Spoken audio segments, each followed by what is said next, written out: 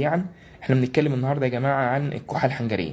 تمام. الكحه الحنجريه اعراضها ايه؟ كحه صوتها مميز جدا بتطلع من حنجره من المنطقه ديت نتيجه انسداد بيحصل في الحنجره نتيجه التهاب في منطقه الحنجره. هنا منطقه الحنجره دي بتبقى المجرى التنفسي فيها بيبقى ضيق جدا، فاي التهاب اي زياده في التخانه بتاعتها نتيجه الاغشيه المخاطيه بيحصل فيها زي التهابات وبتبدا تقفل المجرى التنفسي. دايما الطفل بيقلق في ميعاد امتى؟ بيقلق فتره الفجر. دايما فتره الفجر هي اللي بيكون فيها الكحه الحنجريه دي. الطفل بيقوم مش قادر ياخد نفسه، بيعيط من كتر ما هو قلقان، والاب والام قلقانين. الطفل بيقعد يكح يقعد يكح يكح ويعيط، وتفضل الاعراض بتزيد بسرعه. طيب احنا اول ما الطفل بتاعنا نحس بالاعراض دي بنعمل ايه؟